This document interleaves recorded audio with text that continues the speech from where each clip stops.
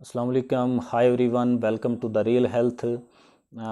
आज का जो हमारा टॉपिक है वो ब्लड प्रेशर चेक करवाने का दुरुस्त तरीका क्या है।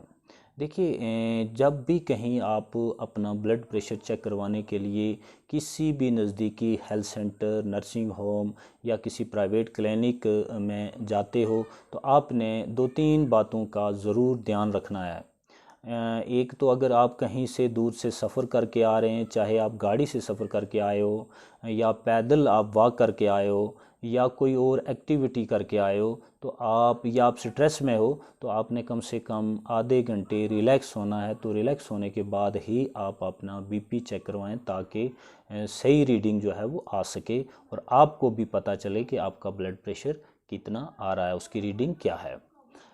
दूसरा, जो बहुत सारे लोगों में एक कन्फ्यूज़न होती है कि वो पहली बार ही जब बीपी चेक करवाते हैं किसी किसी जगह से, तो जो भी रीडिंग उस वक्त की होती है तो उसी को वो मान के चलते हैं कि मेरा बीपी काफ़ी हाई हो गया है या बढ़ रहा है। तो ऐसा नहीं है। अगर आपका बीपी एक रीडिंग में 140/90 आ रहा है तो दूसरी रीडिंग या तीसरी रीडिंग आप लेंगे तो उसमें अगर बीपी आपका 120/80 आ रहा है तो आपका बीपी हाई नहीं है, आपका बीपी नॉर्मल है।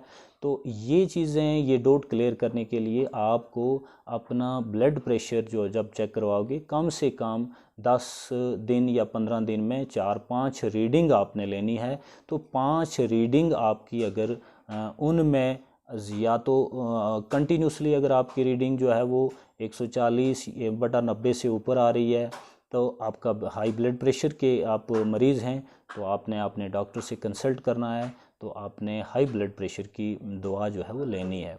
अगर आपका बीपी कंटिन्यूसली 4-5 रीडिंग लेने के बाद आपको पता चला कि आपका जो बीपी है वो 120/80 इससे कम या 125 या नियर अबाउट इतना है, तो आपको घबराने की ज़रूरत नहीं है।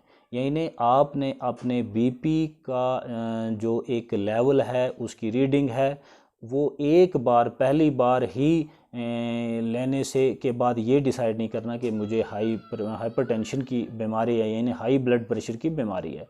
तो 4-5 रीडिंग के बाद ही इस चीज़ को आपका डॉक्टर डिसाइड करेगा कि क्या आप हाई ब्लड प्रेशर के मरीज़ हैं।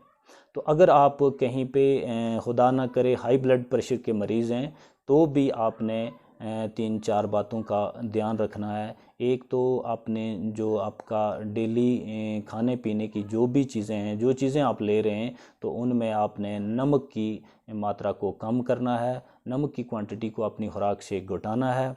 तो उसके साथ अपने लाइफस्टाइल को थोड़ा चेंज करना है, स्ट्रेस फ्री रहना है। तो इन चीज़ों से भी आप की सेहत में इंशाल्लाह ज़रूर फ़र्क आएगा, आपका बीपी नॉर्मल हो सकता है।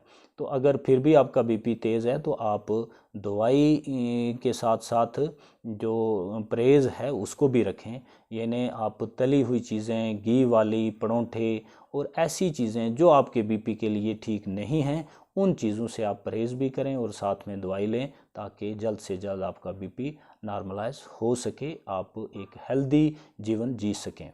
तो ज़िंदगी सिर्फ इंसान को एक ही बार मिलती है, लिहाजा अपनी और अपनों की सेहत का बहुत बहुत ध्यान रखिएगा। शुक्रिया।